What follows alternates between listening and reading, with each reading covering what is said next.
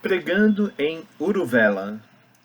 Despedindo-se dos discípulos, Shakyamuni viajou sozinho para Uruvela e para o que ia a ser uma das fases mais importantes de sua carreira de pregador.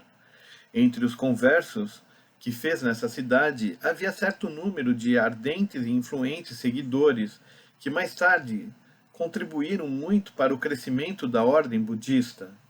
Incluíam-se entre eles o rei Bimbisara, de Magadha, bem como os famosos discípulos Shariputra, Maudgaliayana e Mahakashyapa, e os 3 irmãos do clã Kashyapa.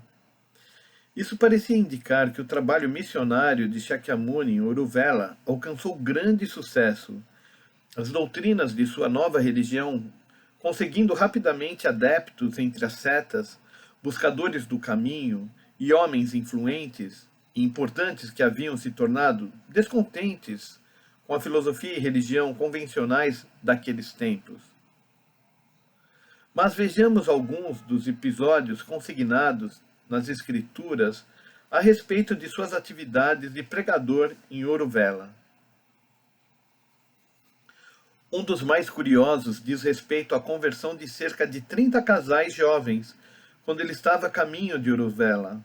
Segundo a história, Shakyamuni estava sentado no meio de uma densa floresta praticando meditação, quando os 30 casais encontraram-no por acaso.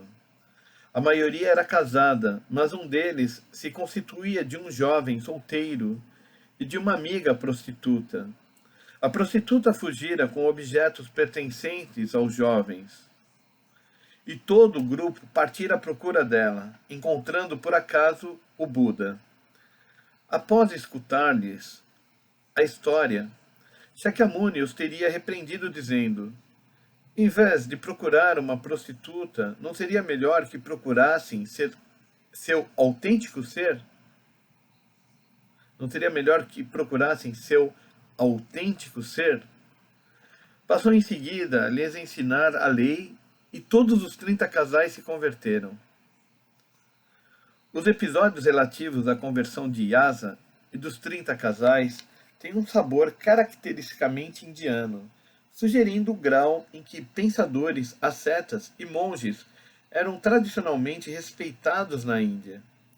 Paralelamente, indicam a maneira admirável como ele aproveitava todas as oportunidades para pregar a lei e confirmar também o tremendo poder de atração pessoal que deve ter exercido sobre os que entravam em contato com sua pessoa.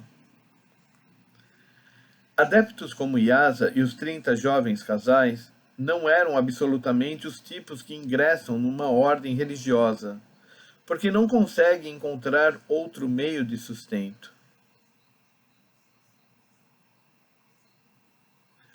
Adeptos como Yasa e os 30 jovens casais não eram absolutamente os tipos que ingressam numa ordem religiosa porque não conseguem encontrar outro meio de sustento. Eles, como tantos outros dos discípulos de Shakyamuni, procediam de uma classe intelectual e economicamente acima do nível comum. Esse fato não significa, claro, que o próprio Shakyamuni desse a menor importância a distinções de classe. Tratava imparcialmente todos os discípulos, sem levar em conta raça, casta, classe ou status econômico. Ainda assim, o fato de numerosas pessoas de calibre intelectual e posição social iminente se sentirem atraídas por ele constitui indicação do calor humano e do magnetismo pessoal que forçosamente deve ter possuído e que explicasse o grande e entusiástico número de seus seguidores. Após chegar a Uruvela, Shakyamuni teria procurado uma confrontação com os adeptos do brahmanismo, particularmente com os prestigiosos irmãos Kashyapa, pertencentes à seita Jatila, dos ascetas brahmanes. Esses irmãos, chamados Uruvela Kashyapa, Nadi Kashyapa e Gaya Kashyapa, usavam seus cabelos atados à moda brahmane, presidiam as várias cerimônias e exerciam grande influência na área, dizendo-se que possuíam 500, 300 e 200 discípulos, respectivamente.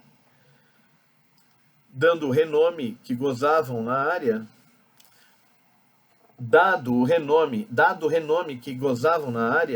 é muito provável que Shakyamuni tivesse ouvido falar neles já na época em que penetrou na floresta para praticar mortificações. Mas como eram adoradores de Agni, o deus Brahmani do fogo, provavelmente achou que os ensinamentos deles não eram pertinentes à sua própria busca da verdade e, por conseguinte, não ingressou em seus grupos de discípulos.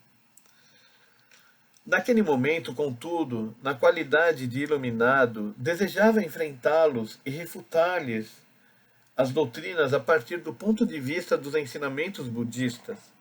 Dessa maneira, sugeriu-se também ele podia converter não só os discípulos isolados, mas seitas inteiras de crentes brahmanes para seus ensinamentos, e dessa maneira facilitar muito a disseminação do budismo na região de Uruvela. As escrituras contêm relatos altamente dramáticos da confrontação entre ele e os 3 irmãos Kashyapa. Resolvido a converter, Uruvela Kashyapa, o mais velho e mais influente dos irmãos, visitou-o em casa. Solicitou com toda seriedade que lhe fosse permitido passar a noite no templo do fogo sagrado, do qual eram zeladores os Kashyapas. Foi advertido que no templo havia uma serpente maligna, que certamente lhe faria mal. Shakyamuni, porém, insistiu e recebeu finalmente permissão de passar a noite no templo. Confirmando o aviso recebido, uma serpente perigosa que vivia no templo de fato apareceu e tentou atacá-lo. Mas Shakyamuni lhe demonstrou tal atitude de piedade e compaixão totais que conseguiu domá-la.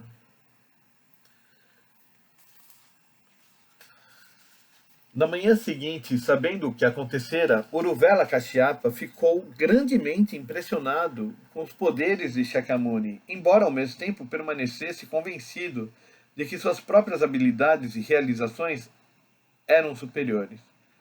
Shakyamuni realizou em seguida vários outros milagres e exibições de poder místico, até que finalmente convenceu o mestre Brahmani a reconhecer derrota. Caberia algumas dúvidas sobre até que ponto interpretar literalmente essas referências a poderes místicos e coisas assim. O que o episódio tenta transmitir, acho eu, é que Shakyamuni obteve o reconhecimento da derrota do rival não graças a qualquer superioridade em debate filosófico, mas através de seu poder e vigor concretos como homem de religião. De qualquer modo, sabemos que Uruvela Kashyapa, prestando-lhe inteira submissão, suplicou-lhe, na mesma ocasião, que o aceitasse como discípulo.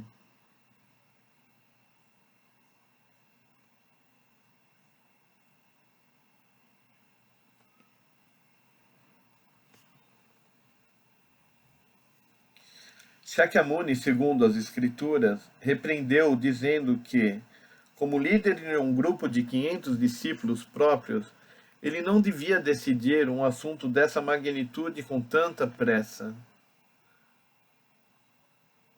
O mestre Brahmani, em vista disso, consultou seus discípulos, e no fim, ele e todo seu grupo de 500 tornaram-se seguidores do Buda.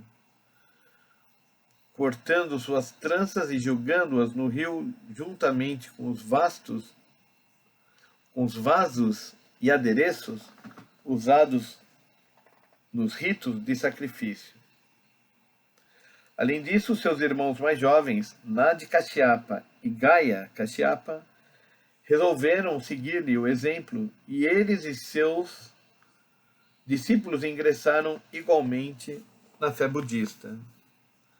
Dessa maneira, toda a seita brahmanista, que exercera influência religiosa tão importante no distrito de Uruvela, e chegava a cerca de 1.000 fiéis, tornou-se parte da ordem de Shakyamuni.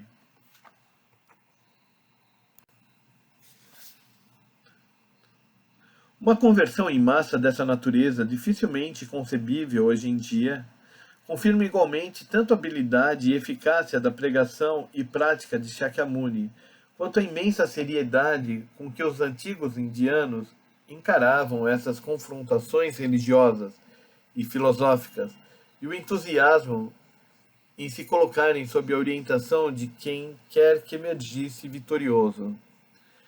Finalmente, constitui importante marco na história do desenvolvimento da ordem, porquanto com ela o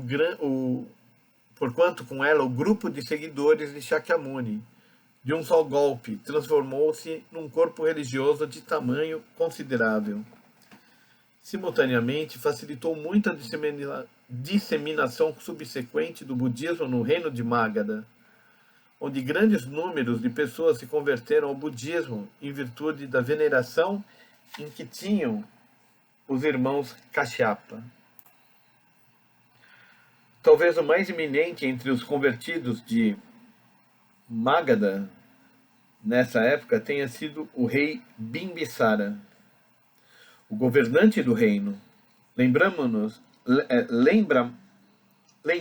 aqui que o rei foi até ao sopé de um monte, ao encontro de Shakyamuni, quando passara pela primeira vez por Magadha, e que, compreendendo que ele não seria demovido por oferecimento de poder mundano e riquezas, pedira ao jovem que lhe prometesse que, quando alcançasse a iluminação que buscava, viesse imediatamente e a revelasse a ele. O segundo encontro entre Shakyamuni e o rei parece ter ocorrido depois da conversão dos irmãos Kashyapa. Diz a lenda que o rei Bimbisara, ouvindo dizer que Shakyamuni entrara em Rajagaha, à frente de seu povo, à frente de seu novo grupo de 1.000 convertidos, apressou-se acompanhado de ministros e servos a ir ao seu encontro. Soubera sem dúvida que ele alcançara o estado de Buda e ficou radiante de alegria porque o iluminado não esquecera sua antiga promessa. Após o encontro, o rei recebeu pessoalmente instruções de Shakyamuni e foi convertido à fé. O rei em seguida doou a Shakyamuni e a seus 1.000 discípulos uma área de terra conhecida como Bosque de Bambus, a fim de servir como templo e mosteiro para abrigá-los. Nesse período antigo, claro, nada havia do tipo de disposição formal de prédios que mais tarde veio a ser característica dos templos budistas. O mosteiro do Bosque de Bambus, situado do lado extremo da porta norte da cidade, provavelmente nada mais foi do que um abrigo simples destinado a proteger os monges do vento e da chuva. De qualquer modo, Shakyamuni e seus discípulos passavam a maior parte do tempo pedindo esmolas ou vagueando pelo interior, e o mosteiro só era usado como local de repouso e meditação durante a estação chuvosa. Mas, embora o mosteiro do Bosque de Bambus fosse um estabelecimento modesto, a sua existência e a conversão do rei Bimbisara, que possibilitara sua fundação, constituíram igualmente importantes marcos no crescimento gradual da ordem budista, talvez mais vasto em seus efeitos do que a conversão em massa dos veneráveis irmãos Kashyapa e seus adeptos brahmanes.